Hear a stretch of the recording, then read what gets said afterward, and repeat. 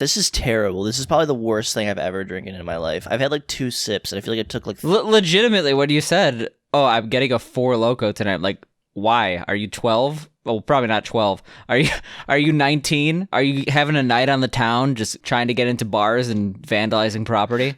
Sounds like fun, though. I'm an adult. I would never vandalize property under the influence of 4 Loko. Maybe a nice Belgian ale.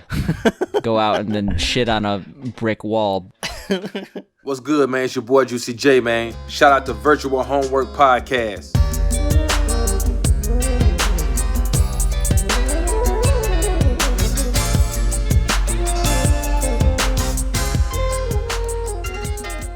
What's up, everyone? Welcome to the Virtual Homework Podcast, featuring virtual homework by Sam and Dana.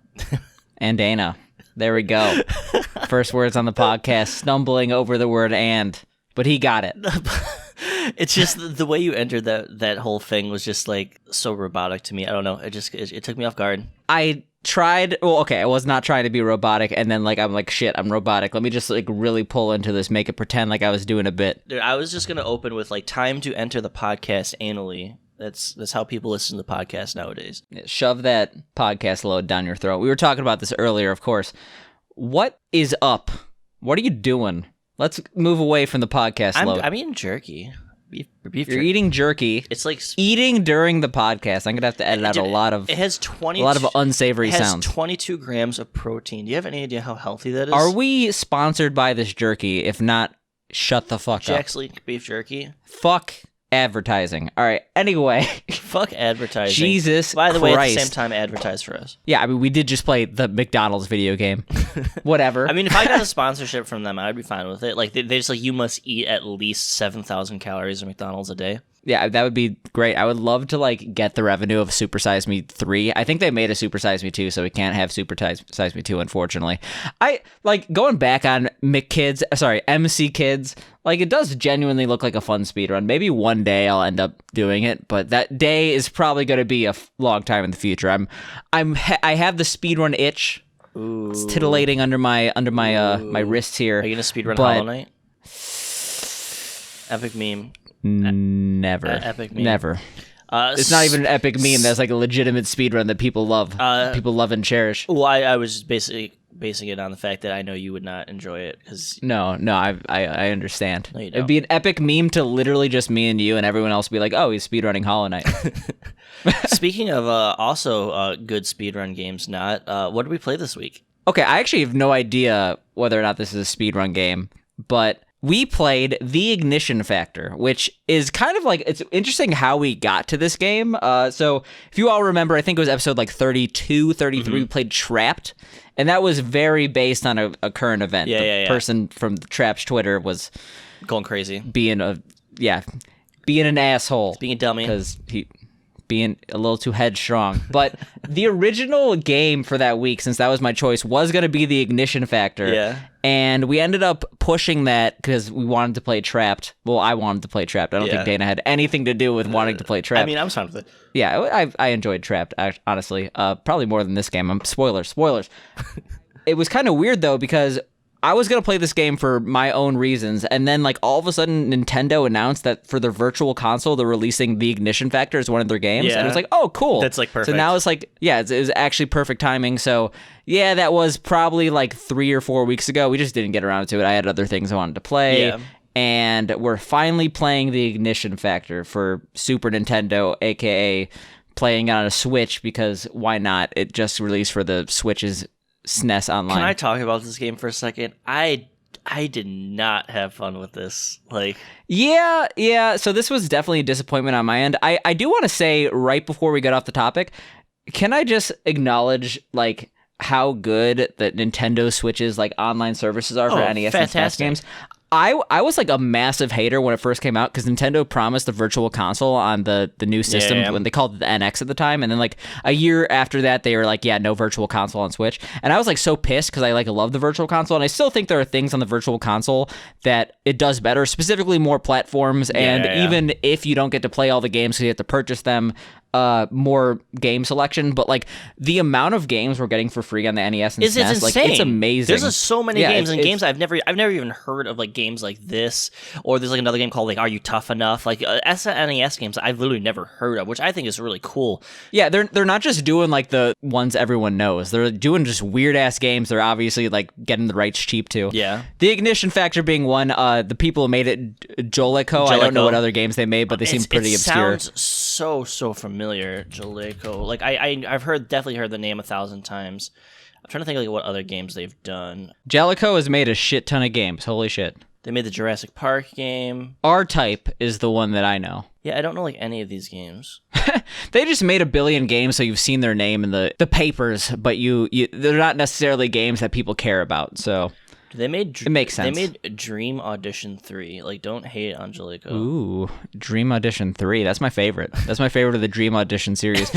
I mean, for like. They made Jazz Jackrabbit. I know that game. Oh, okay. So yeah, that's probably how I remember them, because I remember playing that. So that actually makes a lot of sense, because like there is some tongue-in-cheek humor. Like they're breaking like the third wall a lot with like the dialogue in this game. I found, like, as far as like them being like, oh, the designers, like, don't worry about what we're doing right now. Just you'll figure it out as time goes on, or something like that. Or it'll be like just like making fun of like the game itself or something like that in the dialogue. It's like it'd be like ignore this. This is kind of stupid right here. But yeah, the reason why I picked this game was I actually have a weird history with this game. This is probably the first game I ever played. Like literally the first game I ever played. Yeah, so I tell people that the first game I ever played was Super Mario World, and while that may actually technically be true, I remember specifically being like 3 or 4 at a babysitter's house, and they're like, oh, we have a Super Nintendo.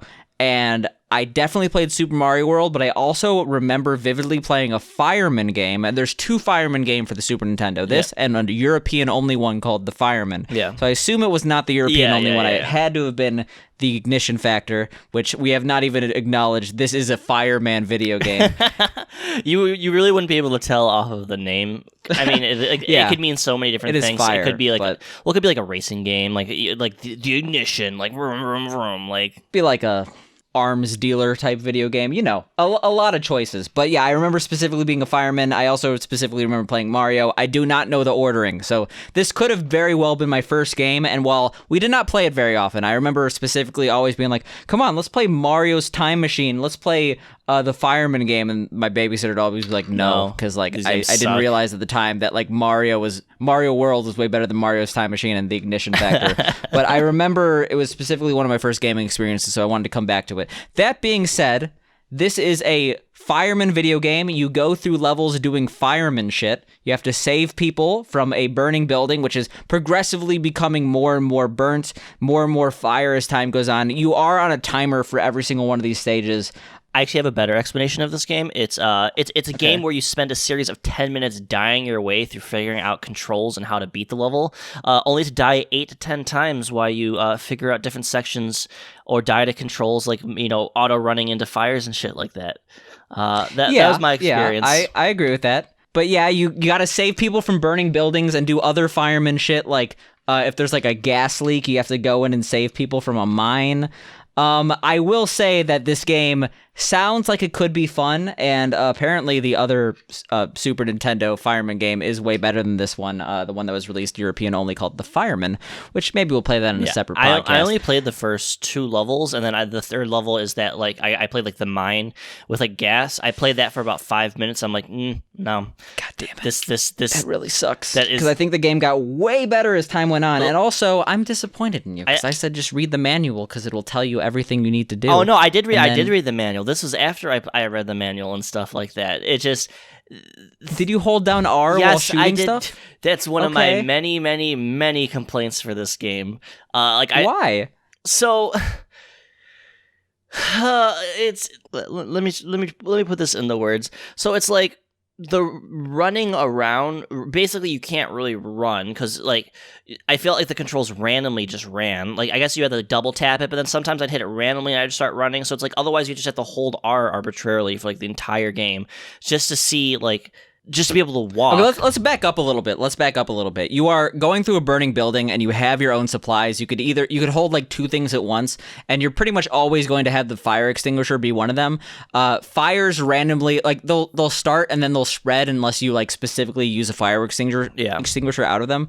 And so you're going forward, but if you accidentally double tap, you'll start running, and it's actually really hard to stop running. So you'll be spraying a fire, and all of a sudden you'll just randomly like yeet yourself into the fire and like die eventually. The controls are definitely something that you have to get used to, and really unintuitive. And honestly, I can't use any word to describe it except for bad. Well, that's what I meant though. It's like I spent like the first like hour of the game like learning the controls, even understanding it. It's like being comfortable with like how like the actual physical gameplay works and stuff like that. Like I did that first level in the office building, and I spent like an hour and 20 minutes like just trying to beat that one level, and it was just super frustrating. The weird thing about this game is that so there are 8 total stages. So there's 2 in the first area. Jesus Christ, that's not that many. It took me like 4 hours to beat this game total. Oh, you beat it, nice. Yeah. You basically have to beat the first 2, and then it unlocks the second 3. Once you beat the second 3, you get an additional 3. The stages after the first 2 are way easier. Like, I actually think I struggled by far the most on the first 2 stages of this game, and I think the game genuinely does get better after the first 2 stages. I can't think for the life of me why they would put those first 2 stages in the beginning. I also think that the main issue from the controls is not necessarily that you're going to be running into things randomly. There is a way to fix that. If you hold down the R button, which makes you walk facing the same direction as you're holding down R, you stop being able to run, which is great. Accidentally running is like 90% of the deaths in this game.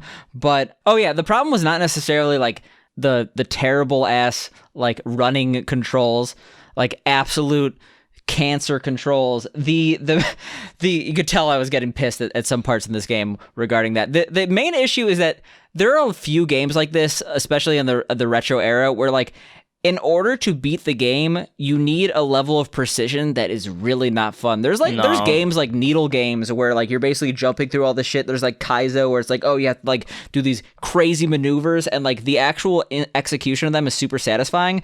But this is like a level of surgical precision where you have to go like pixel perfect through a wall of fire, and if like you're 1 pixel to the right, you'll just like immediately fuck everything up. So the difference I see between annoying. Like those Kaizo games and this is that in a Kaizo game, it's pretty well apparent like the path you typically have to take. Like you can kind of get an idea of like where your character is to move, versus in this game I feel like there's really no indicator if you're too close or too far away from things. Like there are times when there's fire, it's like I'm nowhere near it, and I get hit and then I fly back, or I'm like literally inside of it and I'm not getting hit. It's like it just feels very, very inconsistent with some of the mechanics and stuff like that. I think it's one of those things where like it seems like you maybe spent. I'm not gonna say you didn't spend our minimum. You probably spent like 2 hours on this game before you got. I spent like 2.5.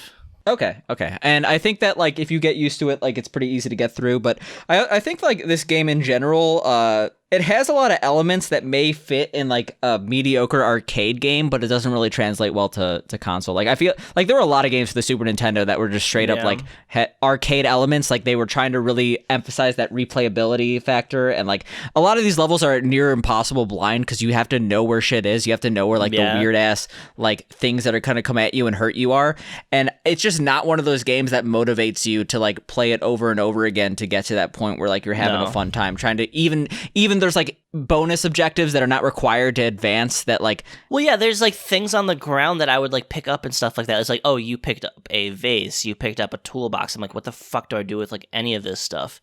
They give you points after you beat the level, and if you get enough points, you actually level up, and like it's really kind of useless. So you basically just get more health.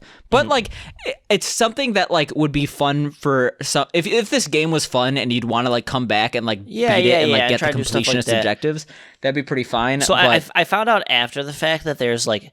So the whole object is you have to save 6 people from the burning building or whatever. So there's actually significantly for one of the levels, yeah. So there's significantly more people to save than that, which I didn't realize until after the fact, because there's There was one guy that's sitting on a pane of glass. I could just not fucking figure out how to save him or do whatever at all whatsoever. I tried using different tools, which really give no...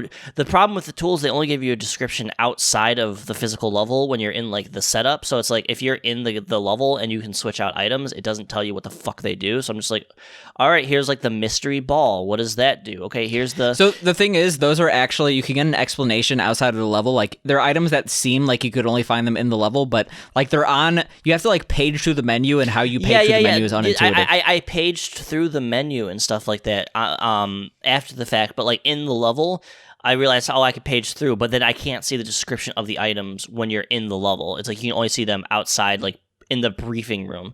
So I was just like, all right, this is kind of annoying. So I didn't know what the fuck they do. So it's like, I'm, like, trying to use these items to get this guy off this pane of glass, and it's just like... Okay, I fall through the pane of glass, I die. Okay, I have to start over. Okay, I just spent... That's a red herring. That's a trap. You can't get that guy. Really? You just can't.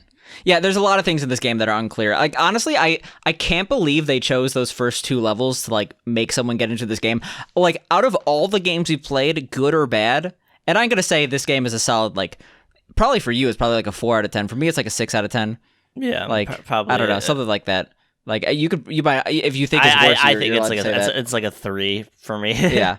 Me, it's like solidly mediocre, like 5 or 6, somewhere in that range. But, like, I feel like out of all the games we've played, good and bad, like even Aqua Teen, like games that are straight up terrible, I have never been less motivated. But as soon as you got past the first 2 levels, you, like, enjoyed it, right? Yeah, so, like, I think that this game actually shines. The place where you quit, which I was actually surprised about, because I feel like that is where it starts taking strategy, is like there's these 2 out of 8 of the levels are mine levels. So there's noxious gas and you have to save people, and like it's basically like going through a maze, like planning your escape. Your oxygen level decreases, and if I was already pissed off at that point, and then it's like, oh, okay, like this is a fucking maze of like darkness and gas. Like, I'm just over it, because I figured it was gonna be more of the same thing, but apparently it's not. No, I enjoyed it. I thought it was like a lot more strategic, especially since like the game has running, and like running can help you, especially in a time situation. But if you run during these caves, and so to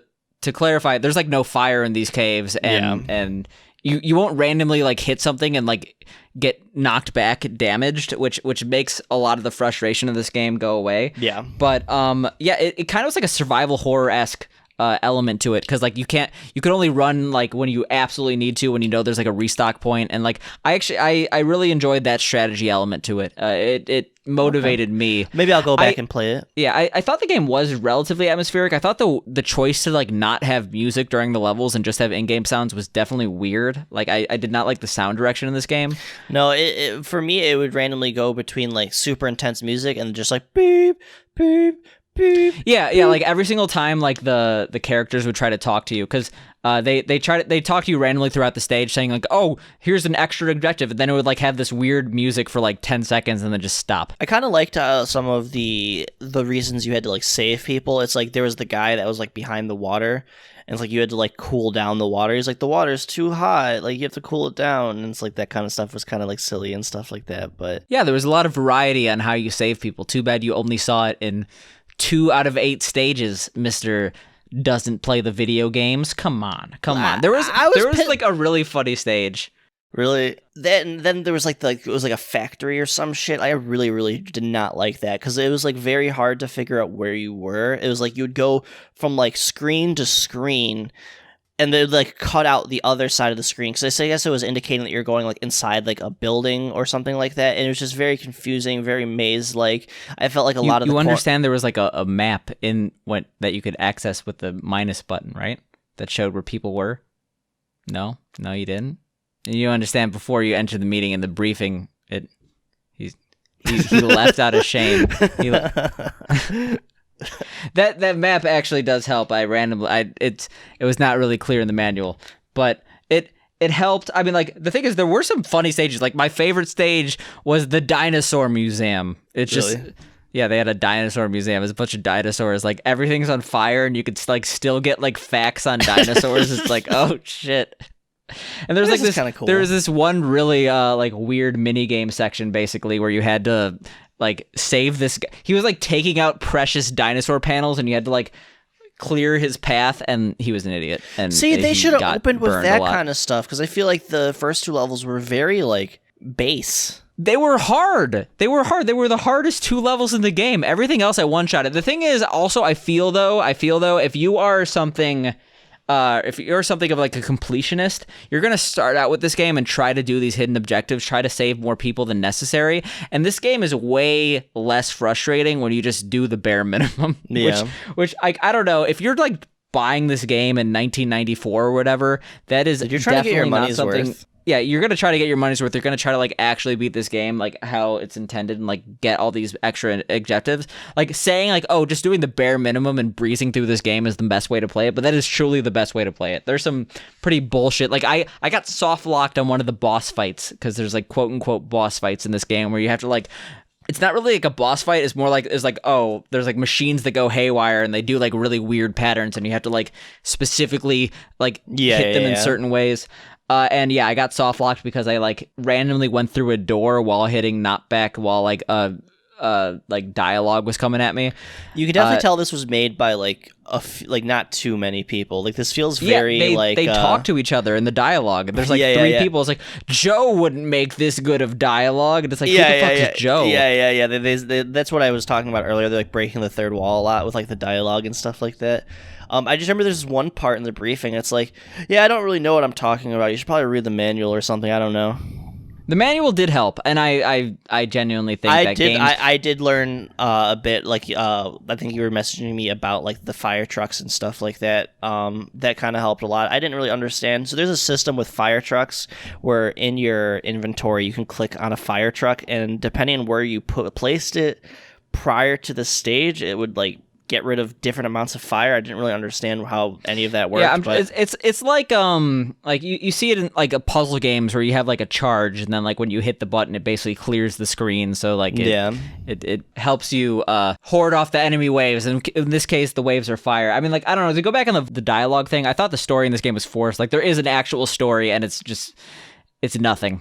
It only exists to What's the story? Tell me what happens. Well, like I don't like each one of these people. I don't want to spoil it. I don't want to spoil the ignition factor. Dude. Basically, people die. It's lame. There's fire. There is the only other thing I want to bring up is this game was made in 1994, so I don't think they guessed it. But like, there is literally a Twin Towers level in the third area. And like, I am a fireman going into the Twin Towers. I feel so uncomfortable right now. Do you think that like at some point, like, because obviously we have like World War II games right now, right? Yeah. Like, when do you think the first, like, this probably been made, but when do you think the first like AAA studio? Well, in the future it's going to be quadruple A. When do you think the first AAA studio is going to be 9/11 the video game? This is a terrible segment. Jesus. Cut this out. Yeah, we'll think of something. But that is a genuine question. Like, when does a national tragedy become able to be video game? It's been 20 years. Well, they do like Cold War. They do like Desert Storm. Probably like another 5-6 years. 5-6. I don't know.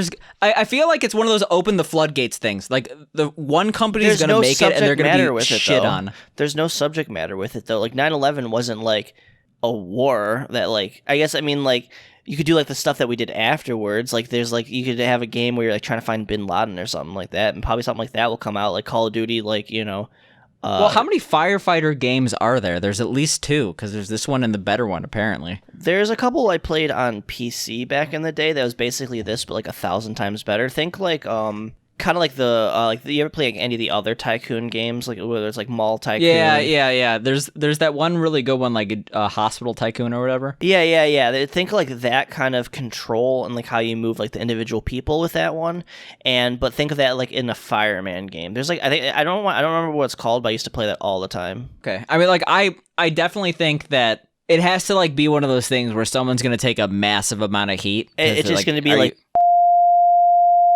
Oh my God. Oh my God. Jesus Christ. In conclusion, this game was not that good. It was alright. There was a reason why my babysitter wanted us to play Super Mario World instead of the Ignition I couldn't Factor. imagine watching a 3-year-old play this. I would like rather like kill myself in a video game.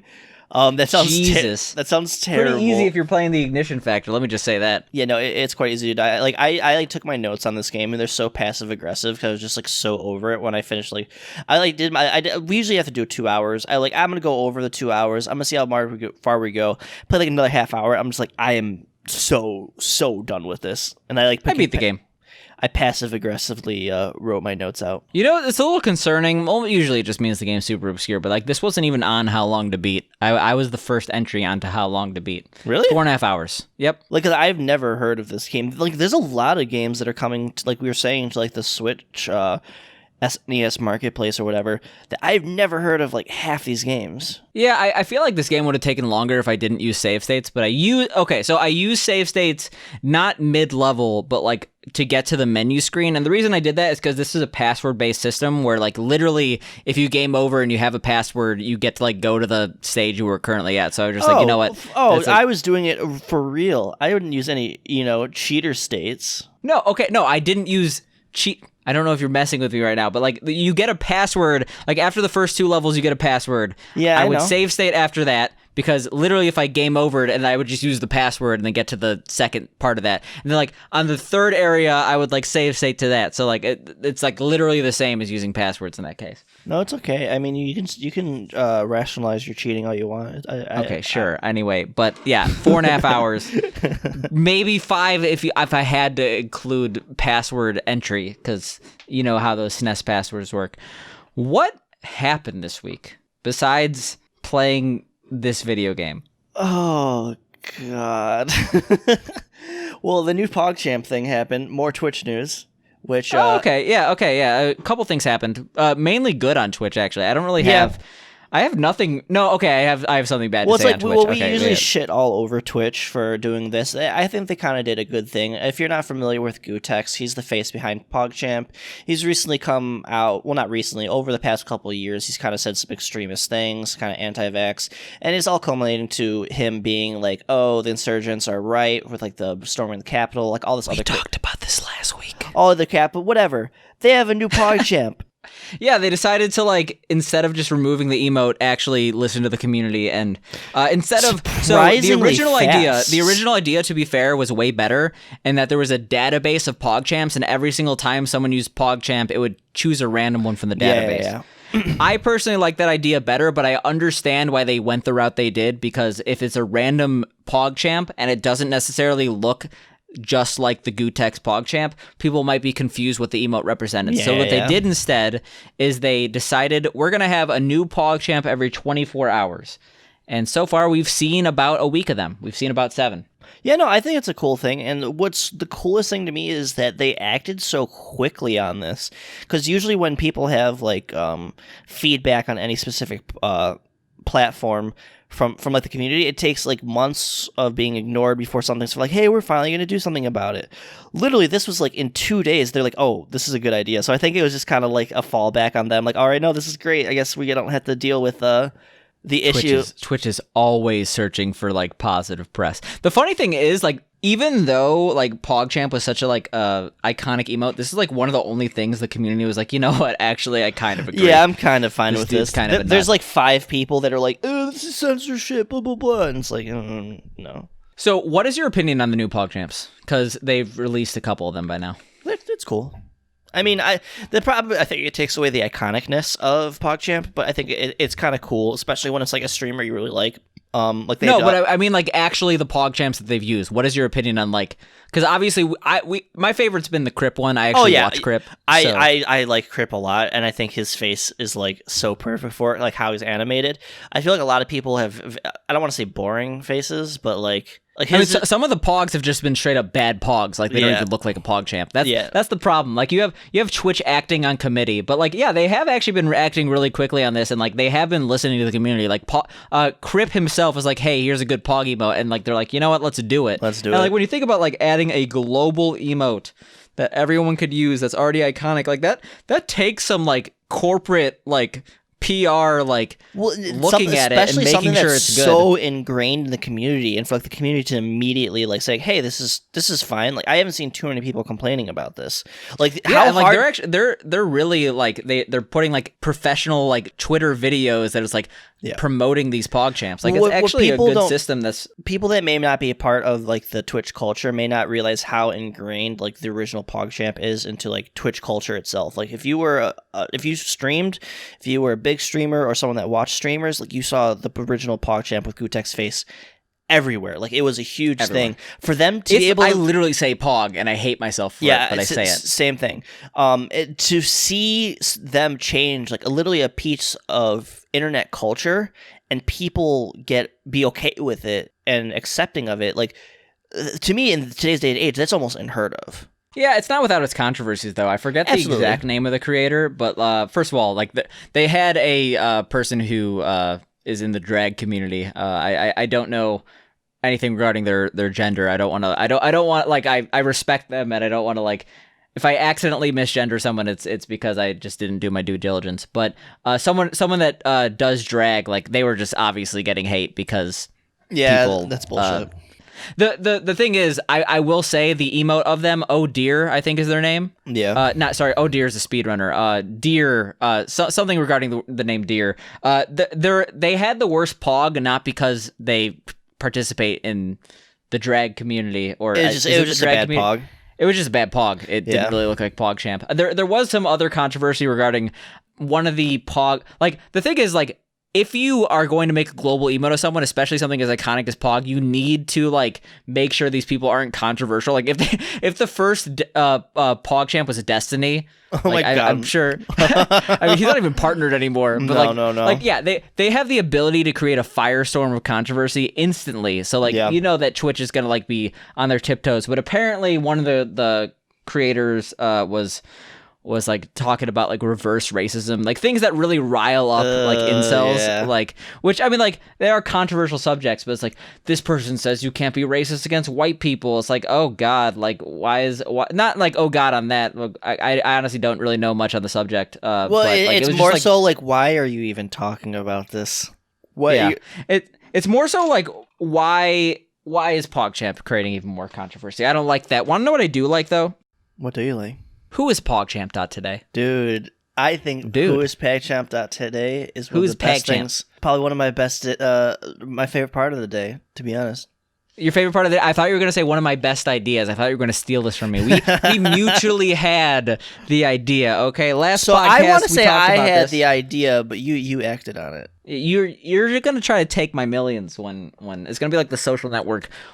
Dana is the Winklevoss twins in this scenario. But after last podcast, we talked about like, it'd be good if someone actually like tracked on a website what the PogChamps are like during this entire process. I don't know how long this is gonna last, but I bought the domain whoispogchamp.today because I'm one of those cool people that uses one of those cool non.com domains. Yeah. I'm hip. I'm a gamer. But I'm not the only one who had this idea. There's like 85 Twitters that are like tracking the PogChamps. Like there's a subreddit for it. But I think made a this website is cooler because it's a website. Yeah, it's a website. It's cooler. It's high tech. I am a coder by trade. I'm not a web designer, so it looks like shit on mobile. But other people agree. We got 20,000 hits in the last week. Really? Yeah, 20,000 people have visited the website. Dude, you should have embedded porn ads. You could have made so much money. Ads are cringe, dude. I'm not going to put ads on my website. Why not? Embed porn ads. Dude, you could have embedded the podcast. I should have embedded. I'm a fucking idiot. Jesus Christ. Like, imagine. I have a little Made by Picante live on the bottom. Yeah, they don't click on that I wonder shit. if people followed. I got 2 followers on Twitter from it. It's not, imagine it's not like if they had, crazy. if you had our podcast somewhere on here. Yeah, but no, the website looks good. I'm actually having fun doing it. Like, it's very, so honestly, like, even though I'm a programmer, I will admit that, like, programming is not necessarily my passion. It's like one of those things. Yeah, like, it's you do about, it, like, but it's like super tedious. No, it's not even super tedious. It's one of the, like, I'm good at it, and I don't hate it to the point where, like, if I did it for my entire life, I would, like, want to die. Like, it pays the bills, and it's not terrible, and I would say I'm relatively okay at it. If personal dream job, professor of Chinese history, but, like, that's, like, who gives a shit I mean, about my history, experience with about the world. with coding and web design is from like MySpace HTML and cracked copies of Macromedia Dreamweaver. Yeah, you gotta make your Neopets profile look legit. You gotta edit that HTML. I did that's literally my first experience with quote unquote coding. I do think the website looks very clean. Like on desktop, like I think it looks very cool. You can't see right now, but I'm like dancing. I'm doing a little dance because I'm getting like praise on my web design skills. It's pretty cool. Thank you all for who looked at it. I'm pretty sure 90% of this is like I made a reply on like some PogChamp like, hey, check out my website. People weren't like, wow, you're self-advertising, you prick. They were like, wow, this is cool. And that was weird. Yeah, I think people are gonna get over like the wow new PogChamp thing in like a day. Yeah, they already skipped a day of PogChamps yesterday because they were doing the Twitch recap thing, which actually is pretty cool. Did you get your Twitch recap? I did. Let me open that up, actually. Let you open that up? I think the Twitch recap is cool. I feel like every single website that like has people that actively go on it, like not website, they but, like, need to app do as stuff well. like this, I think. Yeah. Like this is like the new normal. Oh my god, I hate that that's in my vernacular now. But like you saw Spotify do it. You saw even apps like Robinhood, like the stock trading app, do it. Like it's one of those things that makes people feel good about using your website and make people come back. Oh, especially since like for the past like 2 days, like every single person has been like talking about their fucking recap. Like, well, especially like the it's streamers, the biggest like, thing in the world. It's like I'm sure the streamers who are like on the top are like feel pretty good about it. Like, oh, like people are using my emotes, they're watching our streams and stuff like that. So I will say straight up, I know that I'm currently on hiatus. I don't know if or when I'm going to come back to streaming, but the amount of people who have like pinged me and like I'm in their top 3 most watched streamers, it is really touching. I do genuinely feel very happy that people enjoyed my community that much.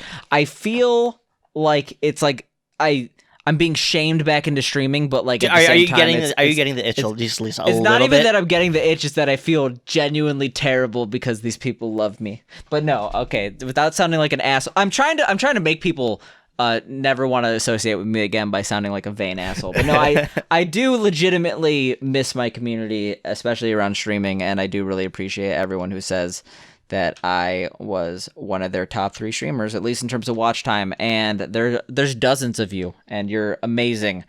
Wait, what was your top watch stream? My top watch stream is me, because the Twitch recap is dumb. That's what I was going to say. That being said... Why is everybody their top like themselves? It doesn't make sense to me. Because on the stream dashboard, there's a stream preview thing, and like it just plays. It's really stupid. Like Twitch should have like just saw the foresight to remove yourself as... their top stream. That's kind of dumb.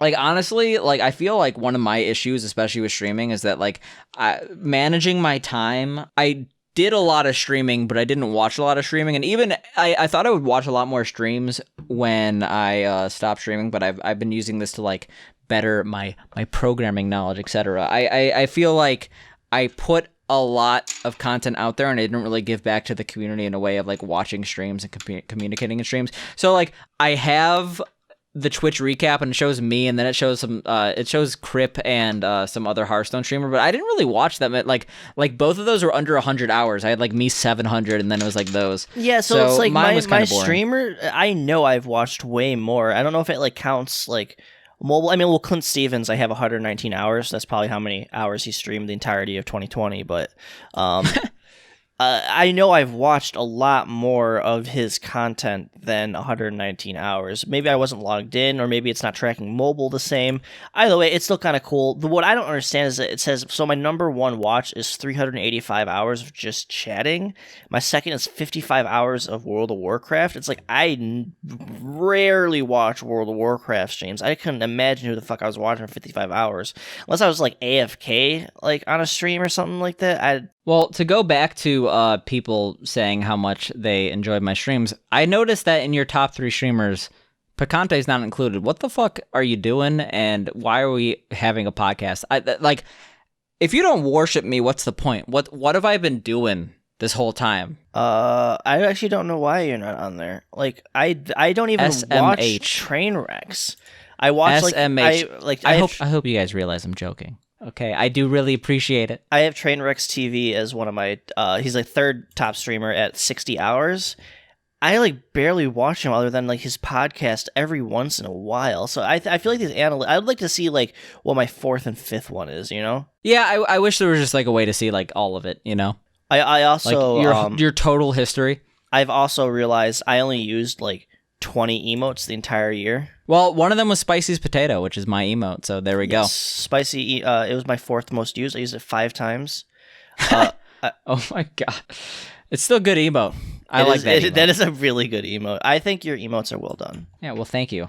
So, let's just keep the. I the think circle more jerk websites coming. should do stuff like this because I think this is really cool. It makes you feel like you're a part of something. You know, like Twitch. They have a lot of problems, but like they have good PR every once in a while. Yeah, I definitely agree with that. I think that it's a lot cooler from a viewer than a streamer perspective. I think as a streamer, it does definitely make you appreciate your own community. But like, I always see these things, and I made like a tongue-in-cheek remark that like I don't think a lot of people got. That just like, yeah, I pretty much view all these people just posting like, look how big my numbers are. Like, it's a way to just flex how big and cool you are without like just saying, hey, look how big and cool I am. So, I don't know. I personally think it's cool. I don't like the circle jerk. Do you know what else is really cool? I guess it's kind of also in the realm of Twitch news. The world record for largest amount of viewers. Wait, I said the record. The world record. You said the world. No, you said the world record of Warcraft. Yeah, the world record of Warcraft. That's the new expansion. That's fucking terrible. Okay, I completely derailed you there. The fucking record for the most amount of people watching a stream at once was broken. It was like 2.2 million people, and the funny part about it is with a Spanish streamer. People you heard it here. He thinks people who speak Spanish are funny. Well, like it's like when people think of like Twitch, they think of the internet as far as people like that would be listening to us. They think of like the English part of the internet. Yeah, the people on Twitch are very Western centric. Yeah, people need to realize that like the internet is not slowly, but like there's other cultures that have their own insular communities that are just as big, if not bigger, than these Western communities we have, which I think is worth. This is the example. The streamer's name is the Gref G. It was like a stream where he was just showing off a Fortnite skin, and it was made of him. Yeah, but still, like he got it was the foreskin reveal. Yeah.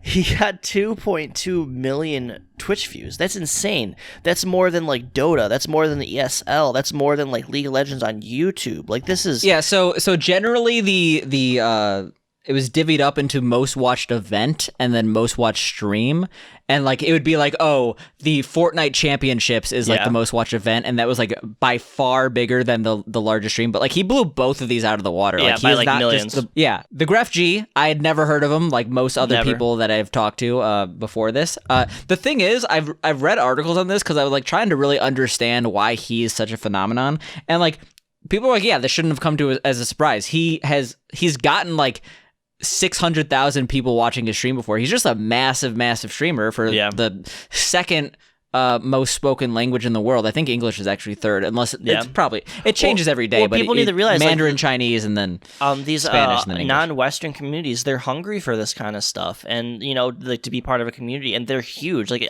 you ever like stumble upon random YouTubers with like 40 million subscribers, and they're like in a different language and stuff like that, and they have like hundreds of millions of views and stuff like that. It's like there's an entire world of other cultures, languages, and communities that enjoy things that like we just don't see because whatever algorithms just show us English shit, you know? Yeah, I mean, like I kind of saw this living abroad, specifically in China. Like it's not really 1-to-1 because in China they have their own social media applications because like Twitch is blocked. Twitch actually got blocked relatively recently, like 2015 or so. Yeah. But like they basically their MO, it's like you would think Westerners can like tell people about Tiananmen Square massacre or stuff like that, but no, it's really that they want all these Western brands to not have a presence in China and then build their own government sponsored apps and like take over the market. So there's a couple streaming applications. I'm actually kind of out of the loop. I remember Panda was a big one. But yeah, you see these people on these Chinese apps get a shit ton of views. Yeah, like 100 million and stuff like that. But yeah, some of that might be inflated by the Chinese government. I say that like it's facetious, but no, actually that might be the case. But like, yeah, I was able to recognize that like there's a massive community of people that are non-English speaking. Which I think is cool and stuff like that. And it goes back to like what I was saying with like algorithms. Like we're not going to see any of this stuff. So like we're completely isolated from this other part of the internet where that's like thriving and people are having a wonderful time. And I just think that's really cool. I wish I could know what's going on in a lot of it because it seems like everyone's having a wonderful time. But I mean, I don't really give a shit about what's happening in a Fortnite game, I'll be honest. But I'm happy that he, like, as far as I can tell, he's not a shitty guy. No. So it's just so he has funny. a shitty pog emote. People were like, just run one ad and you pay off your mortgage. I mean, he's probably paid off a couple mortgages, if we're being honest. If you get to the point where you could have 2.2 million viewers on Twitch, you're probably pretty well off. How much money do you think you make off of that? Like, think $4. Like, so what's like if you play an ad on Twitch? Like, is it based on the amount of people you have? Is it like so? I only know this because Disguised Toast made a YouTube video on like how much he makes. He made I think about 400,000 a year, and like he said he made 20,000 on ads, literally never running an ad. So like that's just like the automatic ads. So like just the automatic ads on his stream was probably making him like. For that one stream, I would have probably like 200K or something like that. Just for like something like a large number that's going to make everyone besides like the 0.001% jealous. I think it's cool. I think this is really interesting. I'm kind of interested to see like what other stuff comes up to see if anyone English speaking can top that. Like not even like Ninja or like any of like the top streamers. Like I like what I think like yeah, that's the thing. It just snuck up on the English speaking audience, even though he was one of the top streamers on the platform. I think I read that like 3 out of the 10 most viewed streamers are non-English speaking. So yeah, they're all it from makes Spain. sense, and it's all gonna increase over time. That's just how it is. I just want to emphasize that his pog emote was not that good. They made him the pog champ the day after he hit the record. Yeah, I mean that's probably the biggest Twitch controversy. Oh wait, we got one more. We got one more. Specifically, this one cuts close to home. Yeah, the thing is, this has actually been resolved, but I want to actually just go in and like talk about my soapbox here. Twitch removed the Lost Levels category, so Super Mario Bros. Lost Levels, and they added all the followers of Lost Levels to the Super Mario Bros. 2 category. Why did they do that? That's the thing. No one really knows. They've actually recently... so this happened, and it was roughly 2 days where you could only stream to Super Mario Bros. 2, and then they finally re-added it back after the community outcry, and I'm going to say... efforts led by me. I made a user voice page and I spread it around, and that's actually a good way that is to get Twitch's attention on it. But the thing now is that even though there is a Lost Levels and Super Mario Bros. 2 category all separate, followers, right? All the followers are gone. We had about 20,000 people following Lost Levels, and now we have 40,000 people, about double SMB2U's current followers before this, and zero. It's like up to 100 now on Lost Levels. So, but still, that's like a massive sucks. loss in viewership for people who stream this game, possibly. True. It's a really good time to be an up and coming Mario 2U runner. 2U is the American game because they doubled their follow count, and then it's a really bad time to be a Lost Levels runner unless you're already established. So to clarify what is happening here. Twitch used to have its game directory based on a website called Giant Bomb. Giant Bomb is just a big gaming publication. They had a games database with a queryable API, so Twitch would basically say anything that's a game directory on Giant Bomb will be a game directory on Twitch.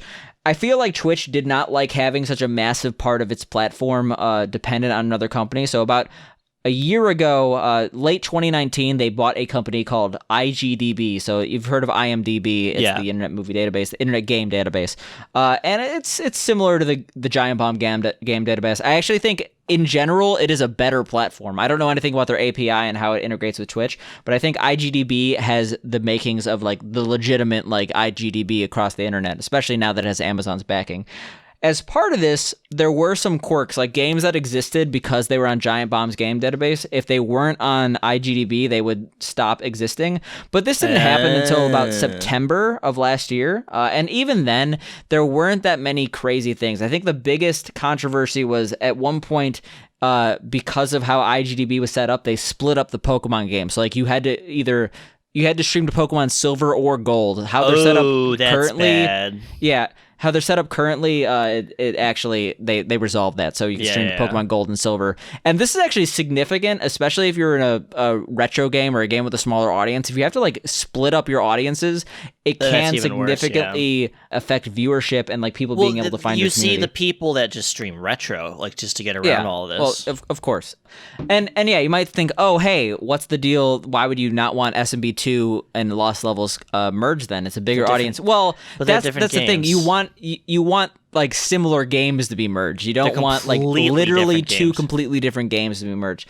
So you would think like, oh, this was probably due to the IGDB thing. But no, that happened in September last year. This happened in January. Twitch is doing its own meddling, and no one really understands why. Like, we have our theories. Them come out and say something. They're not going to say something because they already kind of resolved it. And like they fucked up and they quote unquote resolved it. And they know that there aren't that many people in the Lost Levels community to make a massive uproar.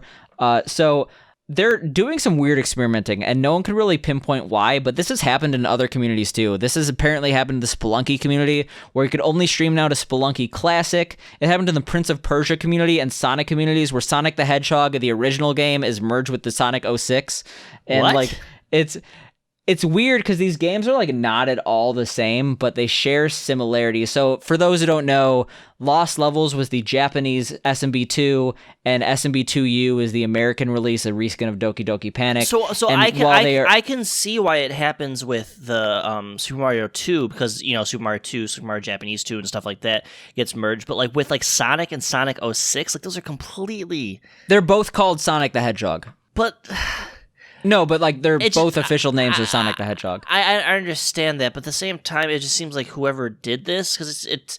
Do you think it was like they like had paid like someone just go through games and like fix directories? This had to have been manual. That's the thing. This is months after the Switch. Yeah. So someone is just like menacing on his keyboard. Well, I don't think they're menacing. I just don't think they have any fucking idea about everything. I think they're a fucking gremlin. Just like they're probably going they're like, all right, your job is to fix directories because we have so many fucked up directories right now, and like we have some games probably have like 5 different ones for like the same game, and they're overworked, and it's just, some things fall through the cracks, and some people get hurt. Yeah, and I'm happy that I'm not grinding Lost Levels right now because that would kind of suck. Actually, I have to I have to check and see if all my videos are displaying Lost Levels or 2U, because they I remember, so I set my game because Lost Levels is my main game. I set it to Lost Levels on my hiatus because I wanted to remember what I was known for, and like I just like looked, it's like, motherfuckers changed my game to SMB2U. You were playing 2U for a little bit, weren't you? I was. I enjoy 2U as a game, but Lost Levels is still a way better speed game. I'll say that much. I don't know. I feel like Twitch has systematically just been fucking with the viewership of smaller streams, and they've gone in the right direction a little bit with like streamers recommended for you, but I think that like Twitch knows its money makers are the larger streams, and they're going to emphasize that. Well, that's just how it is. It's a business. I don't blame Twitch for it. To go back to like that PogChamp thing, I would like to see them do that for smaller streamers. Like what I think would be really cool if they take like super small streamers that like submit their own PogChamp, and when you click on the emote, maybe it has a link to their stream. Yeah, I would love for my website to be obsolete. I mean, the thing is, my website won't be obsolete because it like shows historical data. Yeah. But like, still, like I literally have to like look up who these people are before. Exactly. Like, what if I clicked on it and it was like, oh, if I click on the emote, it goes to their stream. Like, that would be huge for small streamers. Huge. Yeah. Against that though, like they're already having issues like finding the baggage of larger streamers, like that guy that was considered like racist. Like a smaller streamer they don't know anything about, the guy could just like come out straight up white supremacist because they don't know him. Like we don't know anything. Like I understand Twitch doesn't want to open up a PR nightmare, but no, I do genuinely think like the people that they've made PogChamps are like the least deserving of it. Like, okay, not deserving, but like they don't need a shout out. Crypt does not need more viewers. Crypt is set for life. But as out of anyone there, I'm happy he got one. one because I like his face. That's true. I mean, he's the only one I really remember the name of. Like at the end of the day, Crip is like he's a pretty wholesome guy. Yeah, no, Crip, I like Crip, but like compared to other streamers, he does not need more. You know? Wow. It's like looking. You heard it here. He doesn't want Crip to have viewers. He hates. Like Crip. I don't know. Like you're like here's $10,000. You have like a list of billionaires, and like you don't need to give them it. But like if you have some guy with like. But the other guy might be a white supremacist. You can't give it to him. I mean that's true. But there's in this case there's actually a lot of white supremacist billionaires, or at least they wouldn't say that outright. Support your local billionaire. No, okay. That's not a white supremacist. Yeah, support your local wholesome billionaire. How about that? Yeah, dude. All those wholesome billionaires, you know. I would bust it open for a billionaire to give me $1 million. If a billionaire gave you $1 billion, he would cease to be a billionaire. Is that a paradox? I said $1 million. Oh, okay. I didn't hear you. Sorry. We're going through Discord with its audio woes. Yeah. Pro tip: if you're like recording a podcast, don't record it through Discord. Discord sucks. For a voice platform. It's pretty shitty with the whole voice thing. We actually use Audacity, and I think it's actually a pretty fantastic program. Like, yeah, shout outs to CMU. I know the guy who made it. Really? He worked at. I hope to not dox them, but the person who made it is a professor at CMU where I went, and his son plays in the groove. That's actually super fucking cool. So that would make sense why a lot of people in the group community use Audacity then. Well, Audacity is just like one of the more popular. Like that's like saying, oh, that would make sense why people use Facebook because like the Mark Zuckerberg's in the ITG community. Like, no, he's just like it's a really popular program. But I guess do you know what else that works? Do you know what else is really popular? ITG is a rhythm game for those who have no idea what the fuck we're talking about. But speaking of no idea what the fuck we're talking about, dude, I was segueing. I was segueing. I was saying, do you know what else is really popular? I was segueing too. We got hit in a cross segue. All right, what else is really popular? We should rock paper scissors right now. No, I'll be the gentleman here. I'll be the better man. No, fuck with you. a better ham. You say what you want to say. I was gonna go Gilmore Girl conversation. What was yours? So I would say Jesus is pretty popular. Okay, yeah, let's go Jesus. Jesus is now the king of Poland. Yeah, I saw that. That's weird. Apparently, 100 years ago, they're like, we should do this, and they're like, nah, but now they did it. Yeah, so Jesus is the king of Poland. Beat that, every other country. I guess I'm like, Winnie the Pooh is the president of China. Who would win in a fight, Winnie the Pooh or Jesus? What the fuck you mean Jesus would be like... I like imagining them in like a lightsaber battle. Jesus? Like, what do you mean? Like, lightsaber battle. Jesus and Winnie the Pooh. Do you remember those videos that were like epic battles of like whatever? Let's see if there's Jesus versus I just remember Winnie. like epic peep fight where it's two peeps in the microwave from like 2007. Can you send me that? Yeah, I if I could find it, if it still exists. Probably had like 4,000 views like ever. Oh no, I searched this and got like the mommest fucking things. It's like Jesus quotes with like Winnie the Pooh. Oh god. Is it like live, laugh, love? No, it's like it's not what we have, but who we have. And it's like Jesus and like Winnie the Pooh. They should just remove Pinterest from the internet. Can we just talk about that for a second? Yeah, can we talk about like how Pinterest is like it's like a honeypot of like trying to find a good image and then now you're on Pinterest. Yeah, it's fucking terrible. Like, that website is literally like... I don't know a single person adware. who uses it. It's literally adware. Yeah, I honestly don't understand. I mean, like, we're talking about people who use it. Like, are you going to play the Gilmore Girls GBA Fire Emblem ROM hack? So, I have no idea what you're talking about, but so we have our weekly summary, and I just see that at the bottom of it. I've been waiting for you to... Can you tell me about this, please? Did you not see this? So, first of all, I don't even... Like, I had to look... Like... Gilmore Girls is just like some random show that was like popular in like the early 2000s, right? Yeah, like it's actually still popular. Jesus. But no, like someone was like quarantining a little too hard and they modded Gilmore Girls into Fire Emblem. I shared this, okay? Mr. Due Diligence. Like you look at some of these images, it's like the most hilarious thing I've ever seen. I kind of want to play this, but I've also never played a Fire Emblem game, and this is Fire Emblem 8. So I'm excited. Okay, this is terrible. It's honestly, it would almost definitely be unbearable to play. I don't know anything about Gilmore Girls or anything about Fire Emblem 8, but I feel Who like would combining make this? those, someone who's really, really big as a memer.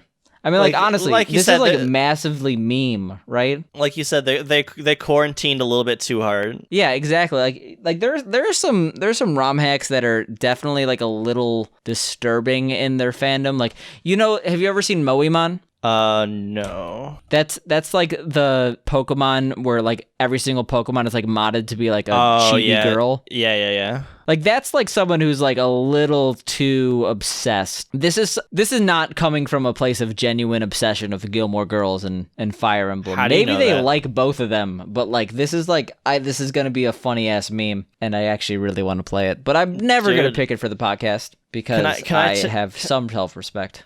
Can I shout someone out real quick? All right. I want to shout out Dotting and his wife Midnights and Brazil Rules. He told me to say that on the podcast because I have someone who watches the podcast. Okay. All right. There we go. He is sold out completely, and hopefully that means that the entire country of Brazil will tune in next week. They will. He's promised. All right. There we go. Tune in next week to find out.